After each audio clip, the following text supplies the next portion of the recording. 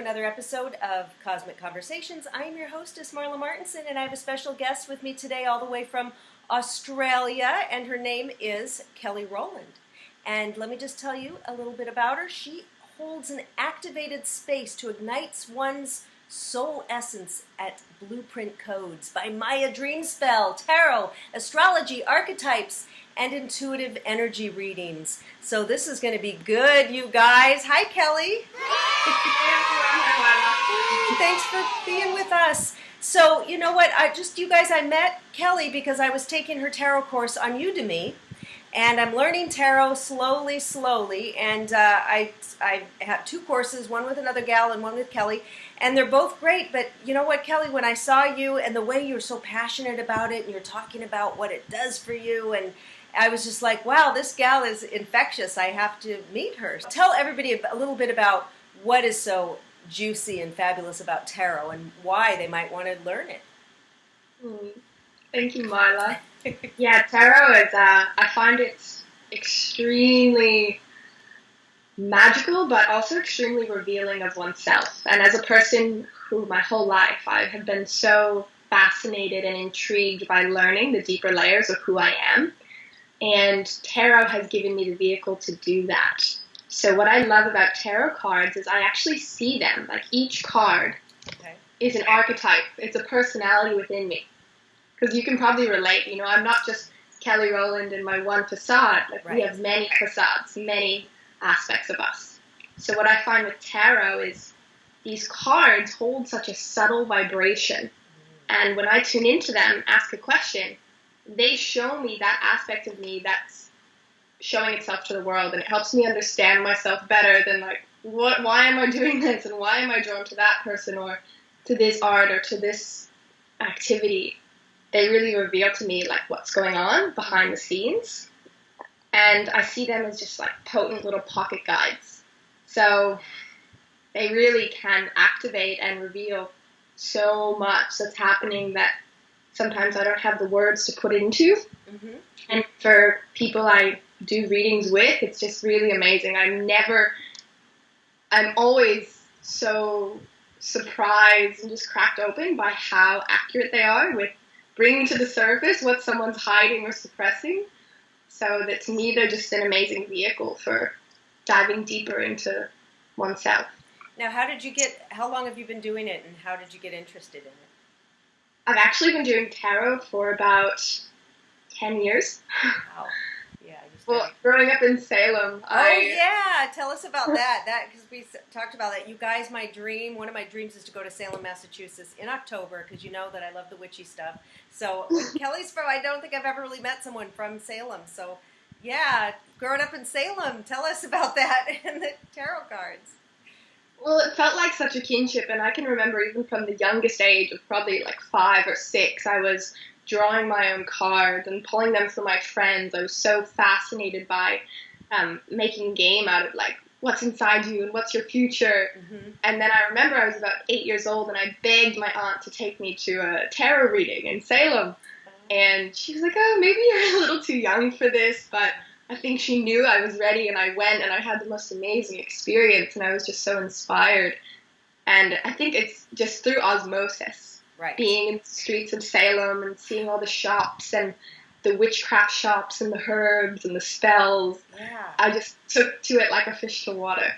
Oh my gosh. I know it sounds so amazing, and it's probably packed with tourists a lot, right? I mean, especially October, I hear that you have to have like, you know, a year in advance, get your hotel, because it's so packed. So, and then you do some ritual magic too, right? Is that inspired from being in Salem? Yeah, it feels like it's been a bit of a whisper that's been following my whole life, and I've been doing it my own ways, but in the past 4 years in particular, I've dived more into ritual arts, using dance, using elements of nature, using the ocean. Ritual is pretty much just manifesting what you want into your world through a powerful declaration. Right. And learning how to, you know, kind of contort the elements to align to bring your desire through. So a way I love to do this is through dance and through nature. Mm-hmm. And I'm exploring more and more. I just keep learning how to call in more. I've been working with spells a bit, so using spoken word and using certain placement of words to create a bit of a ritual, to create a enchantment. So, yeah. So you do love readings, love tarot, right? So tell us about that. So relationships and love is something, and I'm really, it's amazing to talk with you as a matchmaker with having such a spiritual and also like holistic background, because it brings a lot of wholesomeness to it, I find. And that's what's needed in relationship. And I'm super inspired and driven and drawn to supporting people in relationship. And I do this with tarot, and I also do this with my astrology and the Mayan. But with the tarot in particular, I do certain readings, and there's a bit of a ritual in the beginning. Okay. So there's a ritual with me and the person receiving the reading, where we create this space of divine love together. Maybe it's through a bit of movement, softening into our feminine energy, calling in only what we want, like you said, Marla, using the words that you desire, right, and then bringing all of that into a reading. And there's a certain spread for love. Okay. And is the spread for love a spread that you created, or did you, is it one that you learned somewhere? So I have a tendency to take a bit of what I learn and add my own intuitive touch. Okay. So for people who, it's interesting because, when people want readings, I mean, like I have a lot of psychic friends, and then I do angel readings, and of course it's that question, or when I have my podcast and I'll have an intuitive on there and we'll be giving readings, and the women will call in and they say, when do you see love for me? Do you see somebody coming in? When? And they want to know that date. They want to know when. For me, I kind of think, well, it'll be when you're ready, when your frequency's right, when you've cleared out what you need to clear out is going to be when. But some people really want that kind of date. Do you find that too? And how do you deal with that? Do you give them kind of coaching with it, or how do you deal with that? Yeah, I definitely get that quite a lot. And it's balanced because, there is the wisdom of knowing you can't rush love in some ways. Right. But you can rush. There is something you can rush, and that's your own self-love. Yes. You can extremely prioritize, and this is what I really try to share with my clients, is if you're really wanting love in your life, prioritize, make it your day job to love, drench yourself in love, and fill your tank. And then you're going to be this magnet that is going to draw a similar vibration of a man or a woman to you. Right. Exactly. Yeah, that's what I try to tell them. When your frequency's right, that's what you're going to bring in. But people, humans, we just want it now. We get everything, so they're like, I don't want to do that. I just want to know when. When's he coming? Or when's she coming? So what's this Mayan calendar stuff? This is very interesting. My husband's from Mexico originally, so I've spent a lot of time down there, and also down in that area, the Yucatan and Cancun and Cozumel, and with the Mayans, so it's beautiful. So how did you get into that, and what does that entail? Yeah, the Mayan Dreamspell is fascinating, and I actually, from young childhood, I always had these dreams of living in a Mayan civilization. And from about the age of, ever since I could watch TV and I saw Jurassic Park or something, I wanted to be an archaeologist up until I was 19. I wanted to dive into ancient realms and dig up the past. And then when I left America to New Zealand, I met this woman, Vasumi, and she was a bit of a pioneer, and she had been teaching Mayan Dreamspell for about 20 years by then. And it was an instant resonance. I was like, I need to know, learn, and teach this system. Yeah. So that was 5 years ago now. And what it is it's based off of the Mayan calendar. So the Mayans had a very different calendar than we do. We have the Gregorian calendar, which was, designed by the Pope for debts and taxes. But the Mayan calendar is more based on the rhythm of the sun and the moon, which is how time actually moves. So it's a way of tapping back into real time rather than rushing and chasing this persona that the world has conditioned in you. The Mayan Dreamspell, it evokes your core, your spirit energy based on the day you were born and the way the planets were actually aligned. So it's a very deep form of astrology because there are actually 260 signs. Yeah. You got to learn all those. Well, was it the Mayan calendar that said 2012, or was it 2012 that the world would end or something? Yeah, but it was just that calendar ended or something. It wasn't like the world was ending, right? It was this big thing like the Mayan calendar. Yeah. Well, actually, Marla, something really interesting I learned a few years back is that this prophecy of 2012, this was actually when the Mayans predicted that the world would remember there was a Mayan calendar. Okay. Oh. So this is like the change of paradigm. Like, hey, there's another way. 2012, everyone thought the world was ending. It's actually like, no, one world is ending, which is the old paradigm. Right. Now people start waking up. There's another way of living. There's another way of doing things. There are so many people waking up. It's unreal. I mean, I've never seen so many, psychics and intuitives and healers and this and that. And then even young people are like old souls. Like, you're so young and you're like already, all this, you're just such an old soul. You have all this knowledge and wisdom and carry yourself so well. And I see so many younger people that way now too. Like, they're coming in with this wisdom and stuff. So it's really amazing. So people like you help us feel safe to do that, I feel. So thank you. Yeah, good. Yeah, and it's nice we can talk about this woo-woo stuff, this, now on the internet and everything, so it's been pretty good. So, all right, so let's just get back to the tarot for a minute. So somebody who wants to learn now, for instance, I wanted to learn for a long time, but when I had a deck and I thought, there's 78 cards here, this is too daunting. I can never learn all the meanings, and then there's this, upside down and this way and that way, and the meaning and the colors and the astrology to it and the numerology to it and just the meanings. And I just even learning the basic meanings was daunting to me. So I said, I put it off. And then when I started getting some courses on Udemy, I thought, you know what, I can just lay in bed, I go to bed, whatever, 8 or 9, usually with a book or whatever. I could have my iPhone and play it for 15 minutes a night and watch Kelly show what the card meanings are, and it's starting to stick. So, yeah, what would you tell people the best way to learn tarot, or if they're overwhelmed, or what's the minimum that they need to know to really get going? Yeah, because it's such a valid thing, and the way most of us have been conditioned to learn is by being able to have a rote learning of memorizing and getting it right. So it can be hard to break out of that pattern. And the first tip I would say is just keep, whenever you feel overwhelmed, just keep reconnecting to your why. Why do you want to be learning tarot? Right. Like, tune into the desire and the passion whenever you're getting overwhelmed, and maybe even have a laugh at yourself, like, wow, I'm getting so stressed out over something I want to learn for fun. Yeah. And then the second thing I'd say is just develop a relationship with your cards. Like, what I do when I'm feeling disconnected is I'll actually just hug my cards to my heart. I'll look at each picture and just not think too much about them. Just let my subconscious mind process it. Right. That's great. That's in your Udemy course. You say what you should do with your cards because you want to have your energy in them. Because when you say that they have a vibration and that they really speak to you, they're not really going to do it when you just buy them and pull them out of the box. You've got to cleanse them, and talk a little bit about what does somebody do when they first buy a deck? What should they do with it?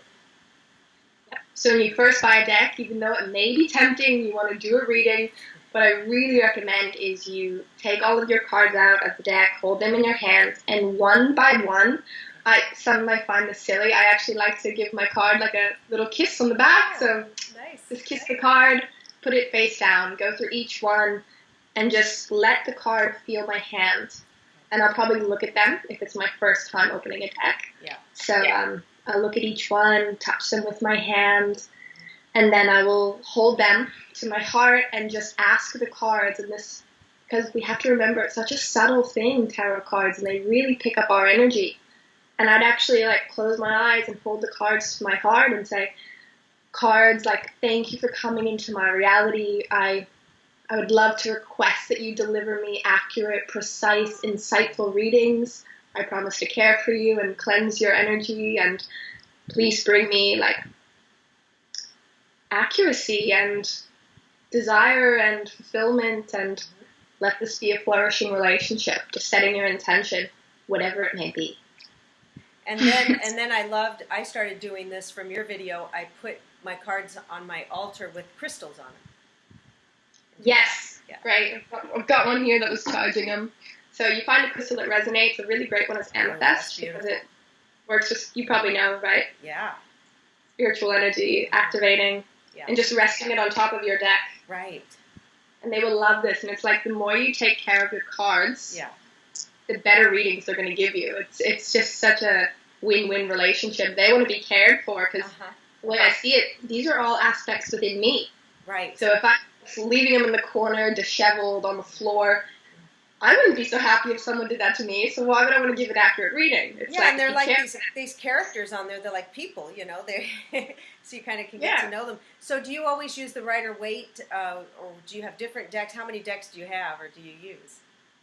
So because I'm a bit of a nomad, a lot of my decks are in America right now, where my main home base was, and I probably got about 8 decks. Okay. However, this deck was the first deck that I got, and it was actually given to me as a gift, which feels very symbolic. Right. And it's my go-to deck. They have just been so charged up with my energy. Yeah.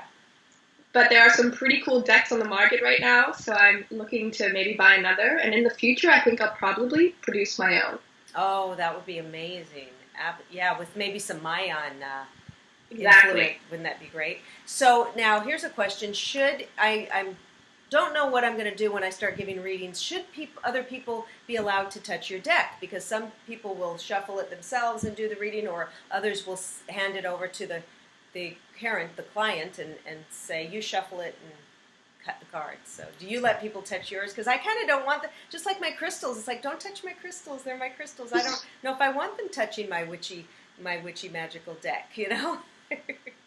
Well, I think that's purely a matter of like what you individually want. When I do readings for clients, I actually enjoy letting them touch the cards because I feel they're putting their energy into it. Right. But sometimes I'll have a client and they really, really get into shuffling the cards, and some of them are backwards, upside down. Oh yeah. And after those readings, I just give my cards a cleanse. I go through one by one. I put them upright again. I put them on my altar, and I say a little blessing. Okay. And for me, that clears the energy. But I would also listen to your intuition. Maybe you're doing a reading with someone, and for some reason you're like, I actually don't want to use my deck. I'm going to use my backup deck or my other deck. Oh, right. Yeah, a deck that you let people touch that you've also had, yeah. But if you're a bit of like in Cancer, in astrology, it's very can be quite protective of your things. Maybe it's good to have a backup deck for readings. Yeah, it's funny, like somebody comes in and you don't quite love their energy, you're like, hang on a minute, let me go get another deck. And what about oracle cards? Do you ever use oracle cards? I love oracle cards. Which, what are some of your favorites? I've really loved the Goddess Oracle, Doreen Virtue, the yellow box.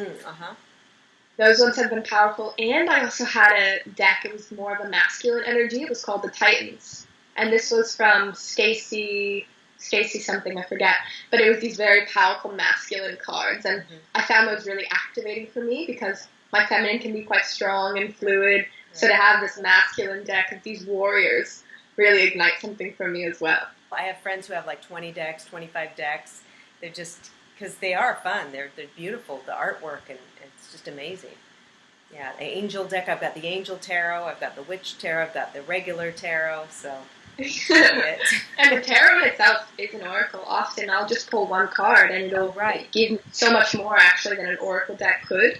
Yes. Because I find tarot is slightly more related to what's going on in your life right now and what obstacles are there, whereas oracle is more like a message of support.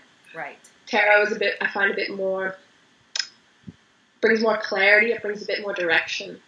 Yeah, like I have the Ascended Masters by Doreen Virtue, and sometimes I'll pick what I'll do is I'll lay them all out, and then I'll take my pendulum and I'll put it over each one, and it'll just spin on one, and I'll pick it up. And I remember when my mom was here and I did it for her, and hers said, I forgot which master it was, but the message was drink more water. And she never drinks water. She hates water. And I said, you see, even the cards are telling you to drink water. So I said, let's go get you a glass of water. So that was cool. It's just, I have to share with you, hearing you speak is just evoking so much gratitude in me. And I'm just feeling like electricity move in my body because it's been deemed as woo-woo and it's been deemed as unrealistic. But actually, I feel like all of this stuff, pendulums and cards and Reiki and energy work, when we have that resistance to it, of this isn't real, it's actually just us denying our own expansive spiritual nature, which we've been taught through the media and conditioning. You're just a human. Don't get too big on yourself. But actually, there's so much available to us. And I've been coming to more of this age of letting it happen through you, rather than, because there can be a lot of chasing with spirituality as well. I'm going to reach enlightenment. I've got to run my way to being in samadhi or these deep states of presence. It's like, slow your roll a little bit and just, be a bit more present with what's happening. And all right, so Kelly, thank you so much for stopping by all the way from Australia. And you guys, her links are below. Her Udemy link, if you want to get her tarot course, which is fantastic, is below, and the link to her website. And let me know, you guys, are you learning tarot? Do you do tarot? What kind of occult stuff do you do? What kind of spiritual stuff do you do? So I want to hear from you in the comments, all right? Much love, everybody. Bye.